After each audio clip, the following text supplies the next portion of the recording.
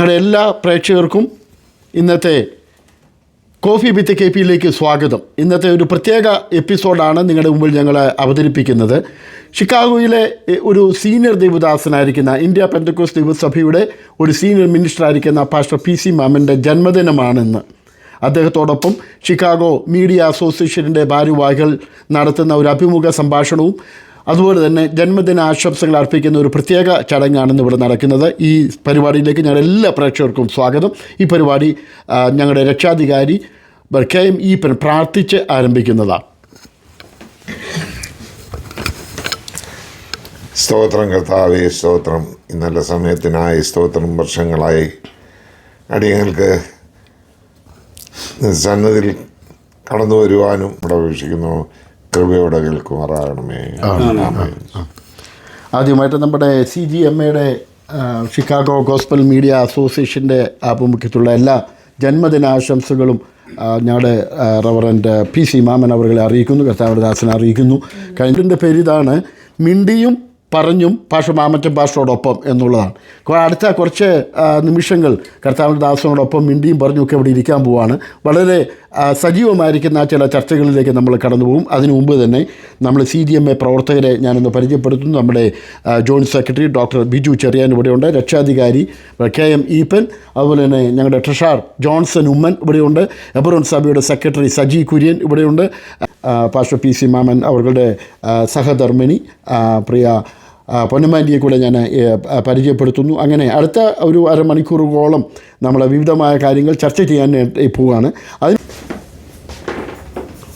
Happy birthday, Happy birthday to you. Happy birthday to you.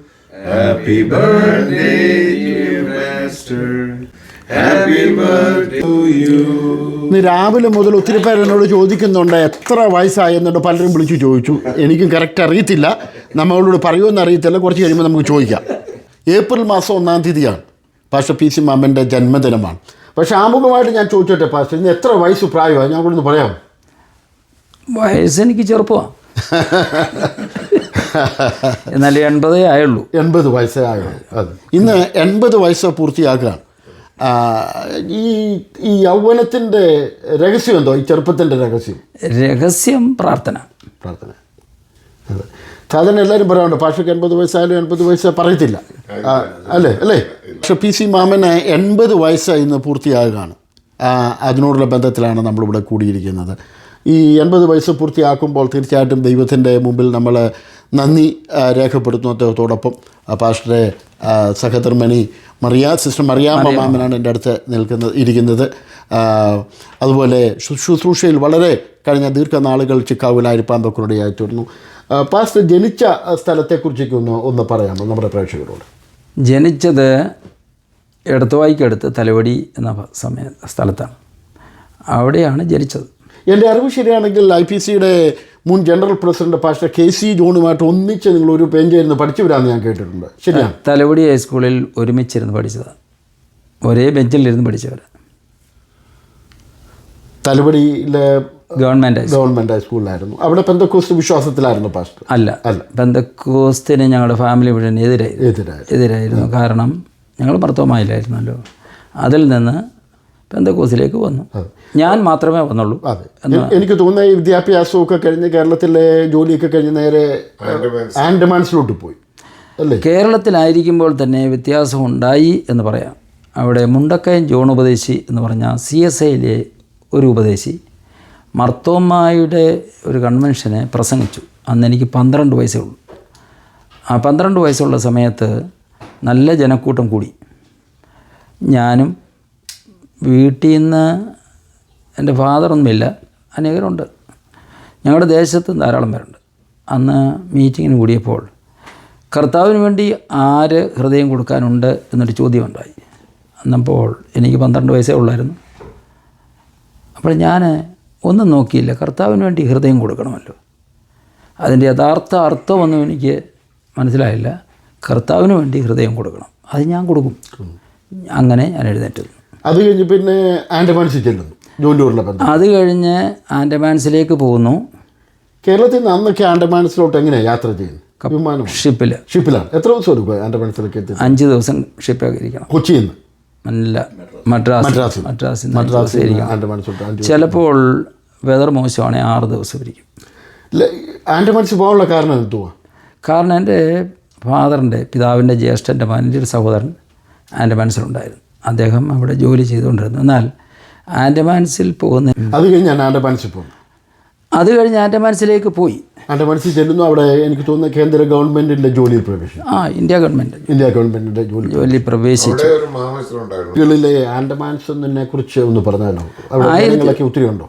ജനങ്ങളുണ്ട്, മലയാളികളായ പലരുണ്ട്. മദ്രാസിൽ നിന്ന് ധാരാളം പേരുണ്ട്. ഇന്ത്യയിലെ സകല ആൾക്കാരുമുണ്ട്. ബർമയിൽ നിന്ന് ആൾക്കാരുണ്ട്. അനേക ബർമീസുണ്ട്. നാട് കടത്തുന്നുണ്ട് ആൾക്കാർ ആ സമയത്ത്? അല്ല, ആ കാലത്ത് നാട് കടത്തുന്നവരില്ല. ഇല്ല. ആ കാലത്ത് നാട് കടത്തിയ ആൾക്കാരുടെ മക്കളും കൊച്ചുമക്കളുമാണ് അവിടുത്തെ സ്ഥിരവാസികൾ. ഓക്കെ, അവിടുത്തെ ലോക്കൽസ് ആരാന്ന് ചോദിച്ചാൽ പണ്ട് ബ്രിട്ടീഷുകാരുടെ കാലത്ത് നാട് കടത്തിയ ആൾക്കാരുടെ മക്കളും കൊച്ചുമക്കളും. അപ്പം മലയാളികളും ഒരു നല്ലൊരു സമൂഹമുണ്ട് അവിടെ. മലയാളികളുണ്ട്. അത് ഡിഗ്ലിപ്പൂർ, നോർത്ത് ആൻഡമാൻസ് എന്ന് പറഞ്ഞ ഭാഗത്ത്.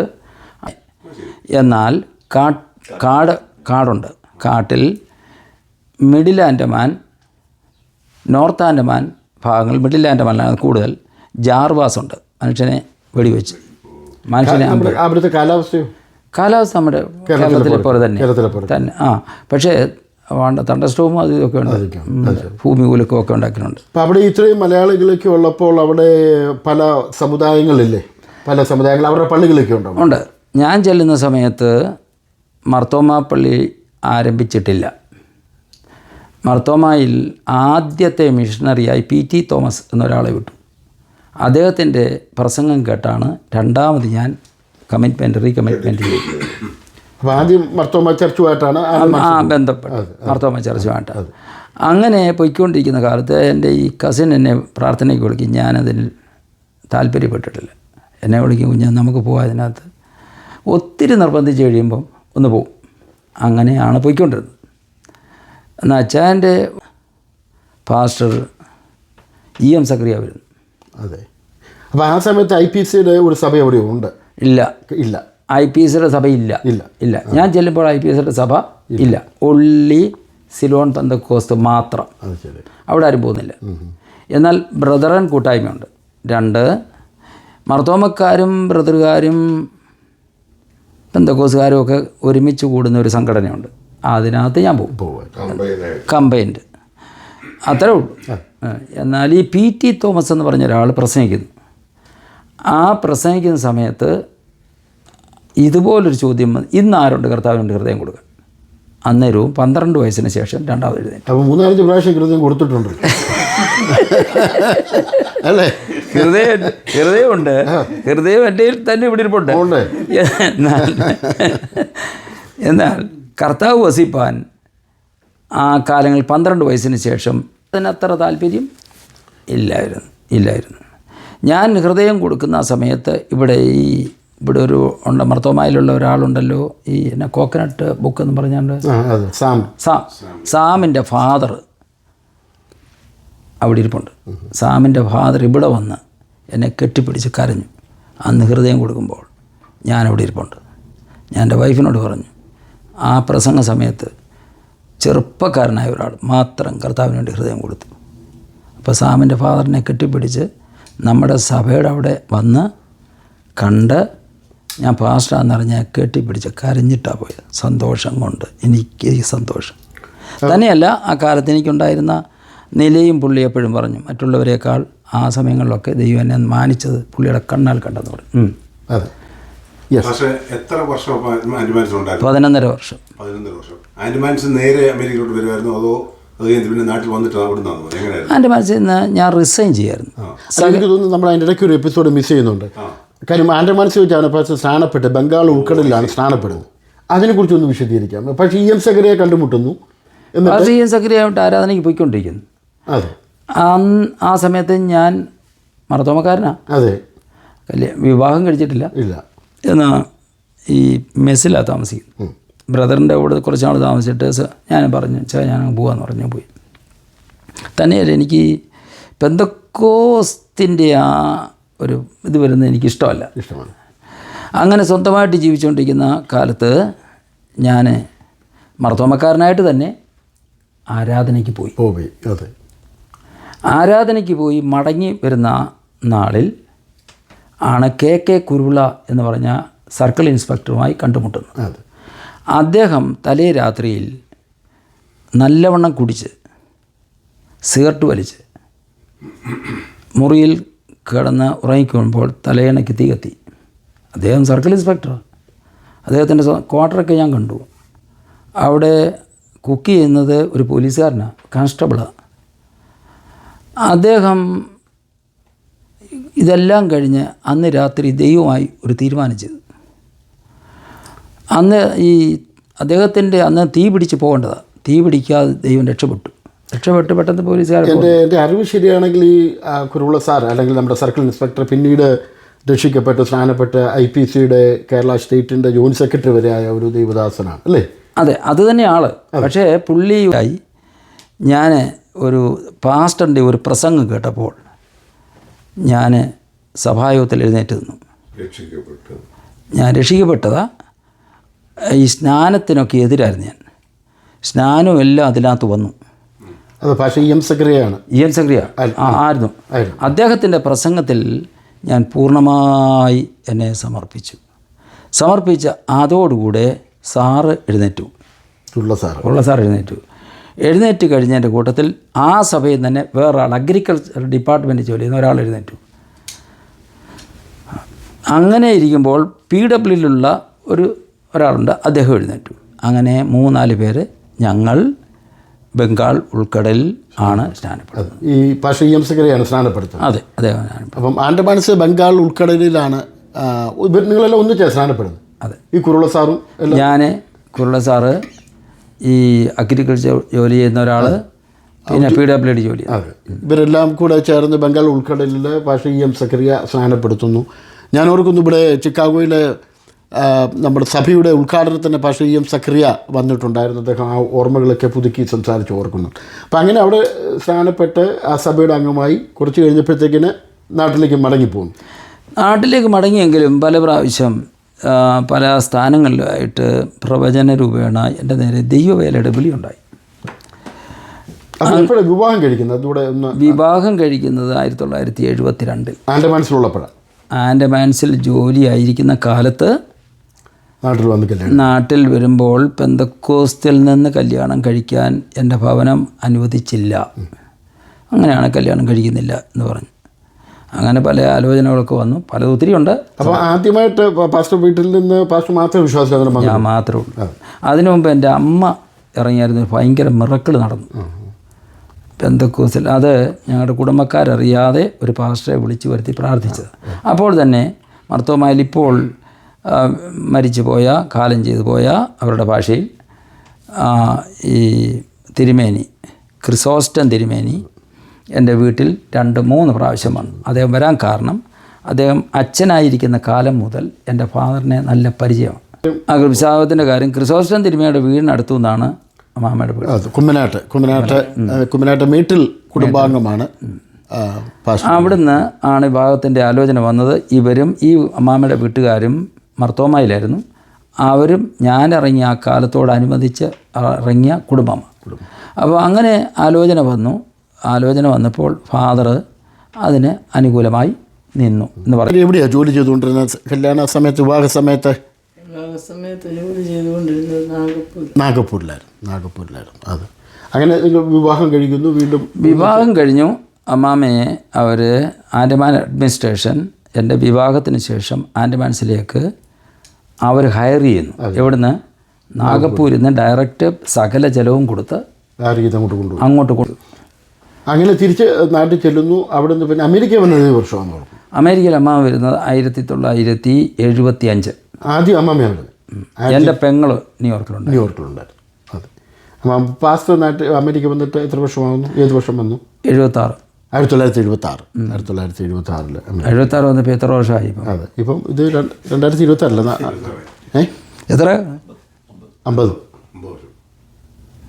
വർഷമാകുന്നല്ലേ? ഇത് 2026. അതാ നമ്മൾ ആദരിച്ച കഴിഞ്ഞ നമ്മൾ ആ നേരം അത് തന്നെ ഓഗസ്റ്റ് ആകുമ്പോൾ അമ്മാമ്മ വന്നത് ആ 75, ഞാൻ 76 ഓഗസ്റ്റ്. ഈ ഓഗസ്റ്റ് ആകുമ്പോൾ 50 വർഷമാകും. അത് ഭയങ്കരമായിട്ടൊരു ആഘോഷം നടത്തേണ്ടത് ചിക്കാഗോ. 50 വർഷം പൂർത്തിയാകും. കാര്യം ചെയ്യാം, പൈസ ഇറക്കിയാൽ 50 വർഷം ചിക്കാഗോയിലോട്ട് ആദ്യം വരുന്നത് അല്ലേ? ചിക്കാഗോയിലോട്ട് ചിക്കാഗോയിലോട്ട് ആദ്യം വരുന്നത്. ചിക്കാഗോയിലോട്ട് ഇവിടെ വരുമ്പോൾ സ്നാനപ്പെട്ട ആളാണ്, എന്തൊക്കെ വിശ്വാസിയായിട്ട് വരുന്നത്. പക്ഷേ പാസ്റ്റർ അല്ല. അല്ലല്ല, പാസ്റ്റല്ല. ചിക്കാഗോ ദൈവ ഉദ്ദേശമായിരിക്കും ചിക്കാഗോയിലോട്ട് വന്നിരുന്നത്. അപ്പോൾ 50 വർഷം മുമ്പ് വരുമ്പോൾ ഇവിടെ വന്നിറങ്ങുമ്പോൾ പാസ്റ്റർ അല്ല. അപ്പം ഇവിടെയുള്ള ഏതെങ്കിലും ഒരു ബന്ധക്കുസു സഭയായിട്ട് ചേർന്ന് 6 മാസത്തിനകം തിരിച്ചു പോകാൻ തുടങ്ങി. തിരിച്ചു പോകും. എനിക്കിവിടെ വേണ്ടാന്ന് തോന്നി, ഇവിടെ അങ്ങ് പിടിക്കുന്നില്ല. അതൊട്ടും പിടിക്കാതെ ഞാൻ എപ്പോഴും അമ്മാമ്മയോട് പറയും, വേണ്ട, എനിക്ക് എൻ്റെ ജോലി റിസൈൻ ചെയ്താലും എനിക്ക് തിരിച്ചു തന്ന ജോലി കിട്ടും, വെറുതെ ഞാനെന്തിനാണ് ഇവിടെ കിടന്ന് കറങ്ങും, നമുക്ക് പോവാം, ഇവിടെ അങ്ങ് പോകാം എന്ന് ചിന്തിച്ചുകൊണ്ടിരിക്കുന്ന ഒരു രാത്രിയിൽ ദൈവശബ്ദം ഉണ്ടായി, നിന്നെ ഇവിടെ കൊണ്ടുവന്നത് പണം ഉണ്ടാക്കാനല്ല, ആത്മാക്കളെ നേടാനാണ്. എൻ്റെ ഉദ്ദേശം ആയിരുന്നു നല്ലവണ്ണം ഒരു ജോലി കിട്ടി, നല്ലവണ്ണം പണം ഉണ്ടാക്കി, 10 ഏക്കർ റബ്ബർ തോട്ടം മേടിക്കുക, ഒരു അംബാസഡർ കാർ മേടിക്കുക, ഭയങ്കര പോവുക, രാജാവിനെ പോലെ ജീവിക്കുക, രാജാവിനെ പോലെ മരിക്കുക. അർത്ഥം മനസ്സിലായോ? രാജാവിനെ പോലെ ജീവിക്കുക, മരിക്കുക, നാട്ടിൽ ചെന്ന്. അപ്പോൾ ഇവിടെ അല്ല, നാട്ടിൽ ചെന്ന്. എന്നാൽ ദൈവം അതെല്ലാം എടുത്തു മാറ്റി.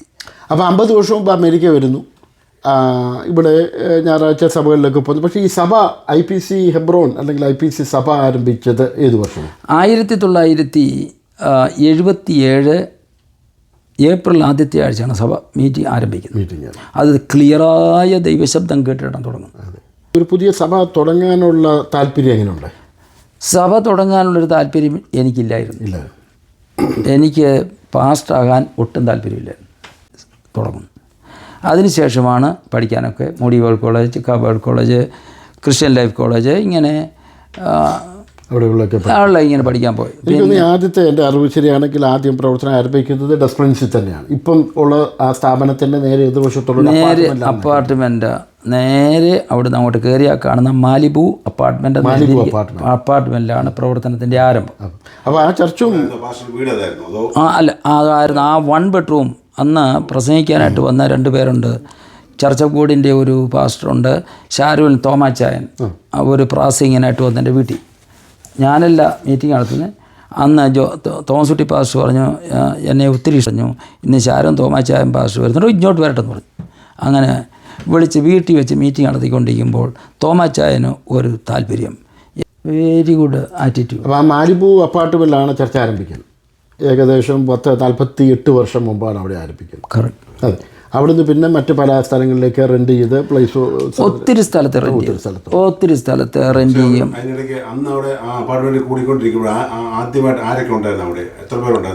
ഞാനും എൻ്റെ വൈഫും സോളിയും കുഞ്ഞും മാത്രമുള്ളൂ ഫസ്റ്റ് സൺഡേ.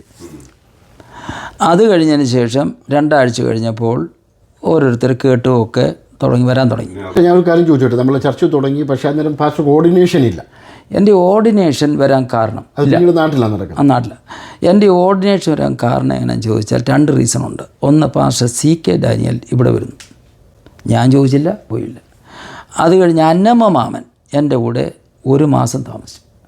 1 മാസം താമസിക്കുന്ന കാലയളവിലാണ് അന്യഭാഷ അടയാളത്തോടുകൂടെ ഡോക്ടർ ഫിലിപ്പ്, ഈവൻ ഞാനും അന്യഭാഷയിലേക്ക് പോയില്ലായിരുന്നു.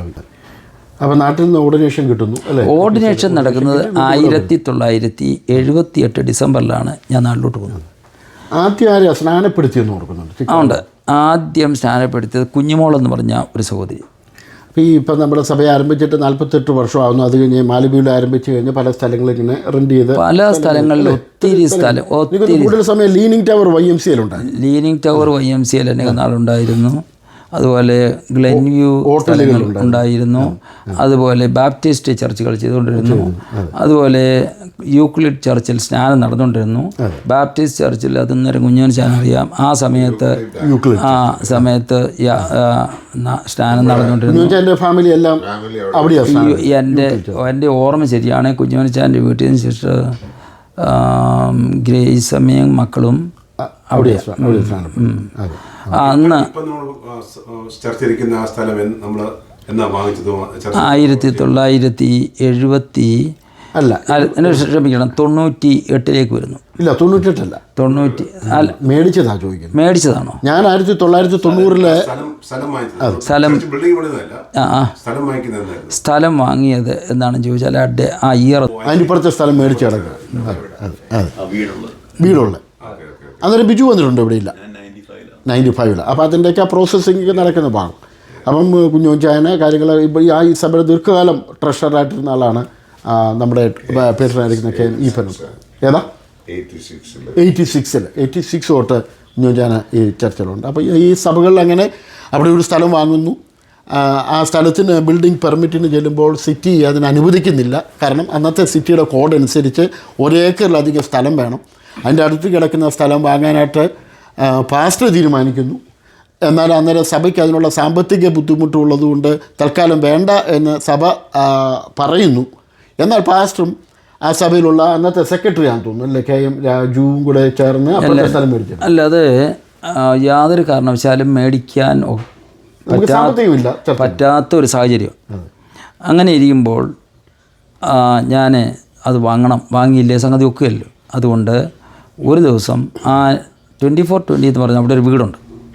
ആ വീട്ടിൽ വൈഫിനോട് ഞാൻ പറഞ്ഞു, ഞാൻ അവിടോട്ട് പ്രാർത്ഥിക്കാൻ പോവുക. രാവിലെ 5:30 തിരിച്ചു വരത്തുള്ളൂ. 9 മണി മുതൽ പ്രാർത്ഥിക്കും. empty ആയിട്ട് കിടക്കുകയാണ്. ഞാൻ കൃത്യം 9 മണിയായപ്പോൾ അകത്ത് കയറി ലൈറ്റൊക്കെ ഇട്ട് എല്ലാ സ്ഥലവും എല്ലാം നോക്കി കഴിഞ്ഞ് വലിയൊരു ഒളിച്ചിരിപ്പുണ്ടോ, empty വീടല്ലേ, എല്ലാം നോക്കി കഴിഞ്ഞതിന് ശേഷം സകല ലൈറ്റും ഓഫ് ചെയ്തു. എനിക്കൊരു സംശയമുണ്ട്, എപ്പോഴും എന്നെ ഈ ബൈജു വിളിക്കും. അതുകൊണ്ട് ഞാൻ അവിടെ ഉണ്ടെന്നറിഞ്ഞാൽ ഈ ബൈജുവോ പിന്നെ കൂടിയ തങ്കച്ചൻ ഇവരാരെങ്കിലും പെട്ടെന്ന് വണ്ടി അടിച്ചു വിട്ട് പ്രാർത്ഥിക്കാനെന്ന് പറഞ്ഞ് എൻ്റെ അരികെ കയറും.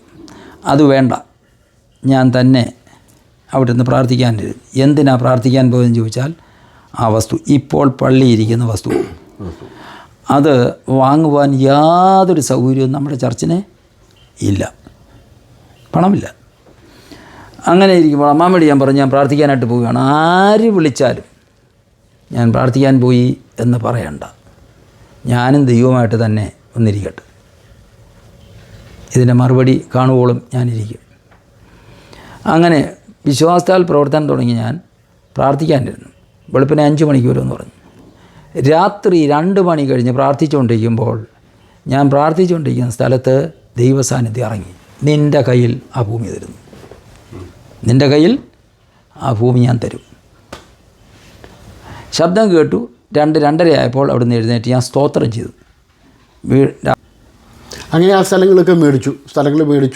ആ സമയത്ത് ഞാൻ ഇവിടെ ഉള്ളതുകൊണ്ട് എനിക്ക് കുറച്ചുകൂടെ കാര്യങ്ങൾ പാസ്റ്റർ ഓർമ്മയെ പുതുക്കി ഞാൻ പറയാം. അപ്പം അവിടെ വന്നു കഴിഞ്ഞാൽ നമ്മൾ ചർച്ച് ബിൽഡിംഗ് അവിടെ പണിയാൻ വേണ്ടിയിട്ടുള്ള പെർമിറ്റിന് വേണ്ടി ഡെസ്പ്ലൻസ് സിറ്റിയെ നമ്മൾ പോയി നോക്കുകയാണ്. പക്ഷേ സിറ്റി എന്ത് ചെയ്ത് ഇത് അംഗീകരിക്കുന്നില്ല. അവർ ഓരോ ഒഴിവുകൾ പറഞ്ഞ് ഇത് പിന്നെ അപ്രൂവ് ചെയ്യുന്നില്ല. അങ്ങനെ ഇരിക്കുമ്പോഴത്തേക്കിനാണ് ഡെസ്പ്ലൻസ് അന്നത്തെ മേയർ ഒരിക്കൽ ചെല്ലുന്നു. മേയർ ഒരിക്കൽ ചെന്നപ്പോൾ മേയർ പറഞ്ഞു, ഇത് പറ്റത്തില്ല, കാര്യം ആരും ഇത് അംഗീകരിക്കത്തില്ല, ഇതിൻ്റെ പല കോഡുകളുണ്ട്, അതായത് എന്നൊക്കെ പറഞ്ഞ് നമ്മളെ നിരുത്സാഹപ്പെടുത്തും. പക്ഷേ ഈ പറഞ്ഞ പോലെ ഒരു സൈഡിൽ കൂടെ പ്രാർത്ഥന വളരെ ശക്തമായിട്ട് പോകുന്നുണ്ട്. ആ സമയത്ത് ഡെസ്പ്ലൻസ് സിറ്റിയുടെ തെരഞ്ഞെടുപ്പ് നടക്കാൻ പോവുക.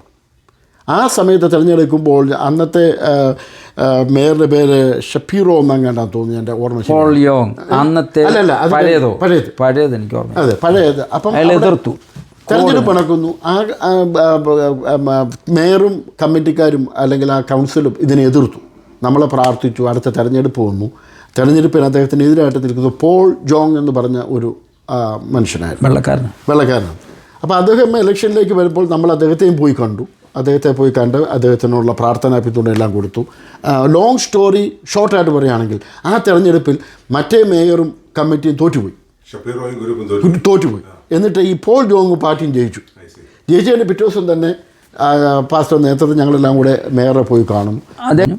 അതിനുശേഷം ഞാനും അമ്മാമ്മയും ബേബിച്ചനും കൂടാണ് ആ മേയറെ കാണാനായിട്ട് പോകുന്നത്. അദ്ദേഹം ആ മേയറിൻ്റെ സന്തോഷം വലുതായിരുന്നു. അങ്ങനെ അത് അവസാനം അവിടെ നമുക്ക് പെർമിറ്റ് കിട്ടും. പുള്ളി നമുക്ക് അനുകൂലമായി. ഭയങ്കര അനുകൂലം എന്ന് പെർമിറ്റ് കിട്ടുന്നു. നമ്മൾ ബിൽഡിംഗ് പണിയുന്നു.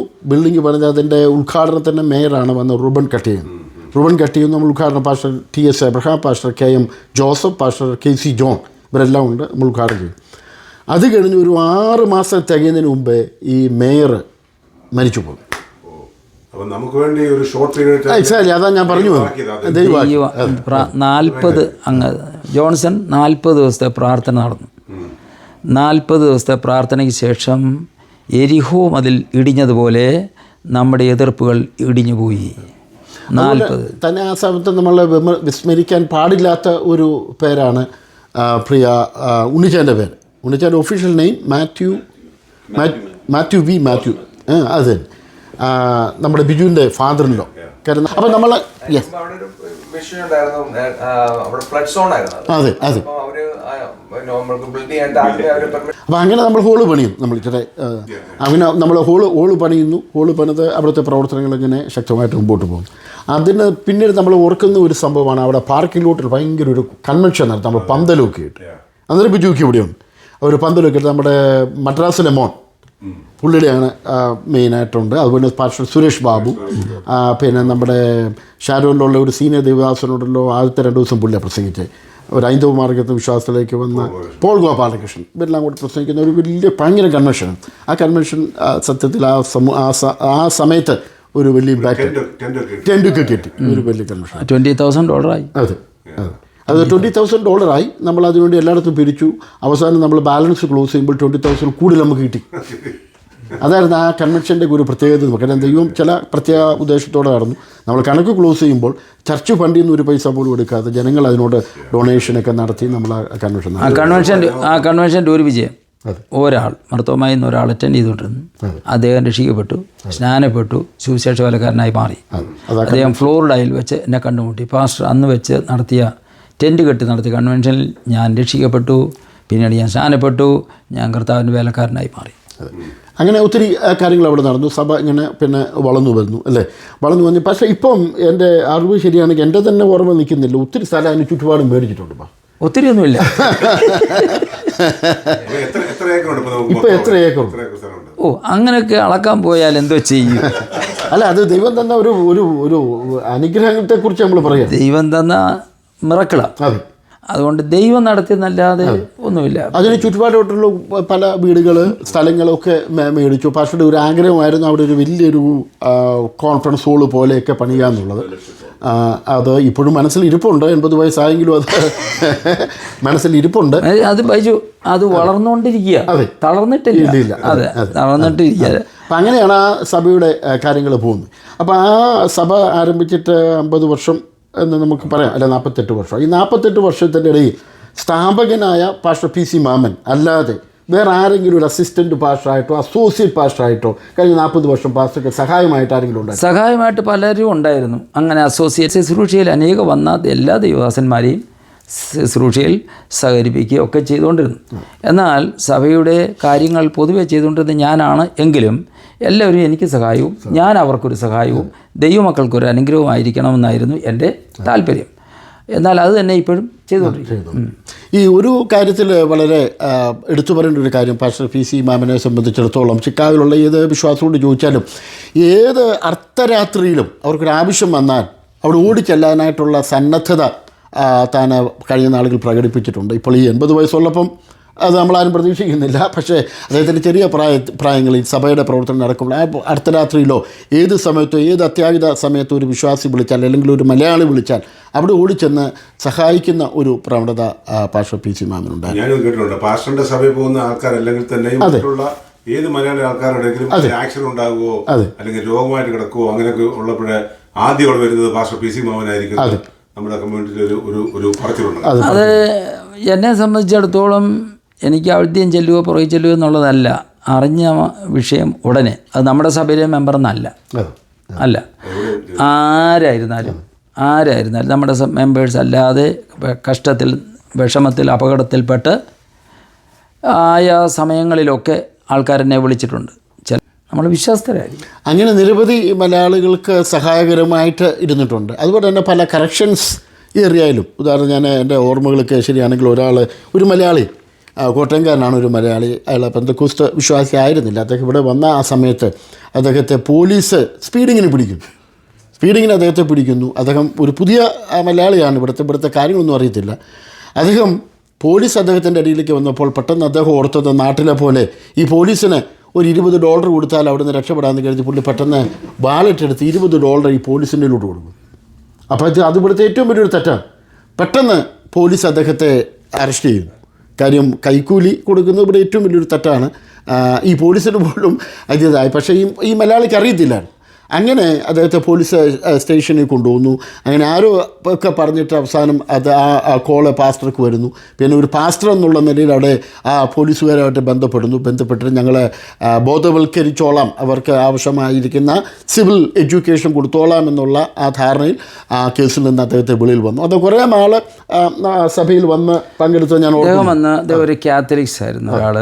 അദ്ദേഹം ഇവിടെ കിടന്ന് വിഷമിച്ച് കാവൽ പലരോട് ചോദിച്ചപ്പോൾ പറഞ്ഞു സഹായിക്കണമെങ്കിൽ എൻ്റെ പേര് പറഞ്ഞു കൊടുത്തു. ആരാ പറഞ്ഞു കൊടുത്തതെന്ന് എനിക്കറിയാൻ വയ്യ.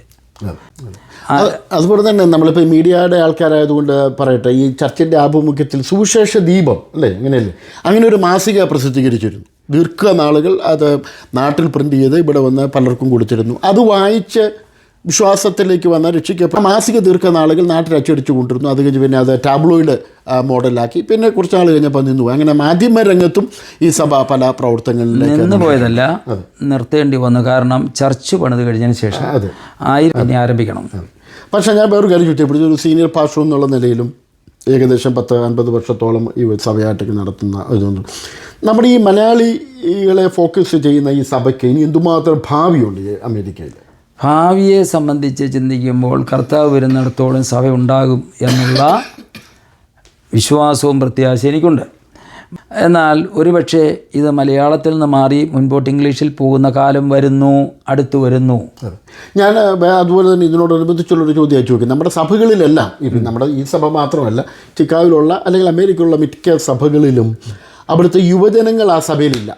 അവർ മറ്റ് ഇംഗ്ലീഷ് ചർച്ചകളിലേക്ക് സായിപ്പുമാരുടെ ചർച്ചകളിലാണ് ആരാധിക്കുന്നത്. അത് നമ്മുടെ സഭ മാത്രമല്ല, മിക്ക സഭകളും.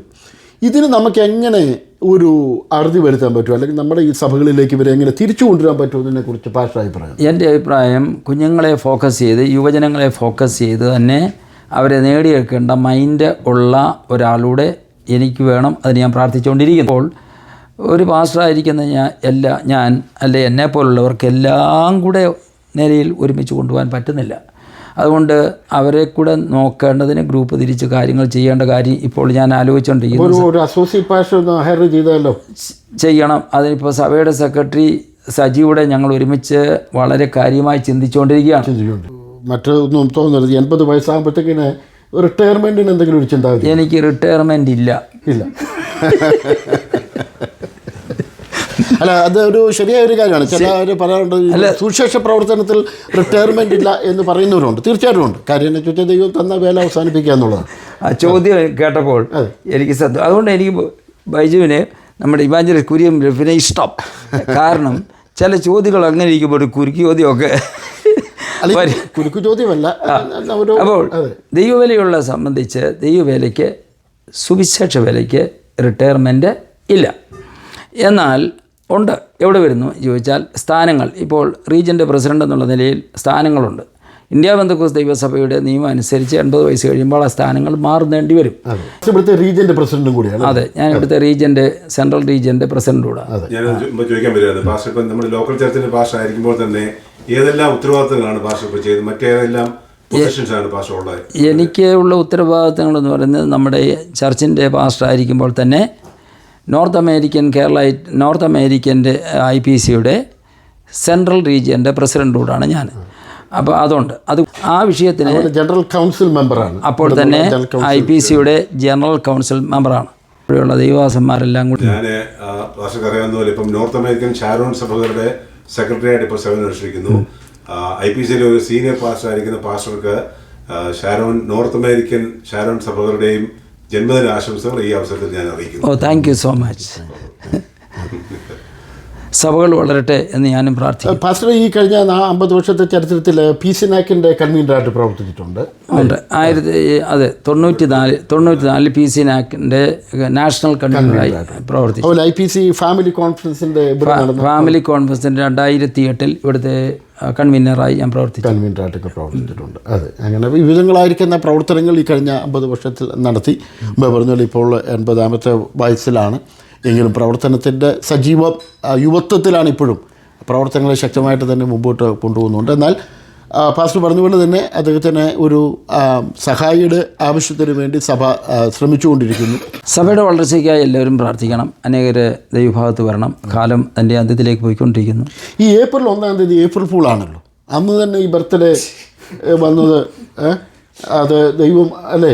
അത് അനേക സത്യമാണ്. ഓർത്തിരിക്കാൻ പറ്റും. അനേകം മടയന്മാർ അതെ അതെ അല്ല അതെ അവരെ ദൈവം ജനിക്കുമ്പോൾ ആ കൂട്ടത്തിൽ IPCയുടെ മാത്രമല്ല, ഇന്ത്യയിലും അമേരിക്കയിലുള്ള ഒരു ദേശീയ നേതൃത്വത്തിൽ അറിയപ്പെടുന്ന ഒരു ദൈവദാസനാണ് പാസ്റ്റർ PC മാമൻ. ഷിക്കാഗോയിൽ അനേകരെ സ്നാനപ്പെടുത്തുവാനും ദൈവഭാഗത്തേക്ക് കൊണ്ടുപോകാനും ഒക്കെ ദൈവം ഇടയാക്കി. അതുകൊണ്ട് ഈ ജന്മദിനത്തിൽ ഞങ്ങൾക്ക് കടന്നു വരുവാനും അല്ലേ, നമ്മൾ പാസ്റ്ററോടൊപ്പം അല്പസമയം ഇങ്ങനെ മിണ്ടിയും പറഞ്ഞൊക്കെ ഇരിക്കാനും ഒരു അവസരം കിട്ടിയതിൽ ഒത്തിരി സന്തോഷമുണ്ട്. എനിക്കിങ്ങനെ ഒരു അവസരം തന്നതിന് പാസ്റ്റർ മാമറ്റും പാസ്റ്ററോടുള്ള നന്ദി രേഖപ്പെടുന്നു. പൊന്നമാൻറ്റിക്ക് എന്തെങ്കിലും പറയാനുണ്ടോ ഞങ്ങളോട്? എനിക്ക് പ്രത്യേകിച്ചൊന്നും ഒരു ദൈവദാസൻ്റെ, ഒരു ശക്തനായ ദൈവദാസൻ്റെ പുറകിൽ എപ്പോഴും ആ പാസ്റ്ററുടെ ഭാര്യയായിരിക്കും എന്നാണ് പറയുന്നത്. അങ്ങനെയാണ് ചരിത്രങ്ങൾ രേഖപ്പെടുത്തിയിരിക്കുന്നത്. ഒരു ദൈവദാസൻ്റെ ശുശ്രൂഷ വിജയിക്കുന്നത് ഭാര്യയുടെ പ്രാർത്ഥനയും അതുപോലെ തന്നെ ശക്തമായിരിക്കുന്ന പുറകിൽ നിന്നുള്ള സഹകരണമാണ്. മാമറ്റൻ പാസ്റ്ററെ സംബന്ധിച്ചിടത്തോളം അദ്ദേഹത്തിൻ്റെ ശുശ്രൂഷയുടെ പുറകിൽ വളരെ ശക്തമായിട്ടും ശാന്തമായിട്ടും കഴിഞ്ഞ ദീർഘനാളുകൾ പ്രവർത്തിച്ച കർത്താവിൻ്റെ ദാസിയാണ്. ഞങ്ങളെല്ലാം പൊന്നമാൻറ്റി എന്നാണ് വിളിക്കുന്നത്. അറിയാമോ മാമൻ? കർത്താവിൻ്റെ ദാസി ഇവിടെ ദീർഘനാളുകൾ നേഴ്സായിട്ടൊക്കെ ജോലി ചെയ്തുകൊണ്ടിരുന്നു. ശുശ്രൂഷകൾ വളരെ ശക്തമായിരുന്നു. അനേക സഹോദരിമാരുടെ ഒപ്പമൊക്കെ ഈ സഭയുടെ നേതൃത്വം ആയിരുന്നു. പാസ്റ്റർ പറയുന്ന ഏത് ശുശ്രൂഷകൾക്കും ഒന്നിച്ചേർന്ന് പ്രവർത്തിപ്പാൻ കർത്താവിൻ്റെ ദാസിക്ക് ദൈവയിടയാക്കി. അതെല്ലാം വളരെ സന്തോഷപരമായ കാര്യങ്ങളാണ് എന്ന് ഞാൻ ഈ സമയം ഓർക്കുന്നു. ബിജു ബിജുവിനെ ആഡ് ചെയ്യാനുണ്ടോ, എന്തെങ്കിലും ചോദിക്കാനുണ്ടോ? On behalf of Philadelphia Pentecostal Church and PC NAC 2026, happy birthday, have a blessed year ahead. Thank you so much. അതുപോലെ നന്ദി എല്ലാവരോടും പ്രകാശനം ചെയ്ത് നിങ്ങൾ പ്രകാശിപ്പിക്കുന്നത്. എൻ്റെ നന്ദി. ഇപ്പോൾ പ്രകാശങ്ങൾ ഇത്രയും പേര് വന്നല്ലോ, ഈ കാര്യങ്ങളൊക്കെ ചെയ്തല്ലോ. ഇതൊക്കെ വേണ്ട എന്ന് ഞാൻ പറഞ്ഞു, എങ്കിലും ചെയ്തല്ലോ. എല്ലാവർക്കും ഒരു അനുഗ്രഹമായി തീരട്ടെ. എൻ്റെയും എൻ്റെ കുടുംബത്തിൻ്റെയും ഞാൻ ശുശ്രൂഷിക്കുന്ന സഭയുടെയും നന്ദി പ്രകാശിപ്പിക്കുന്നു. Thank U.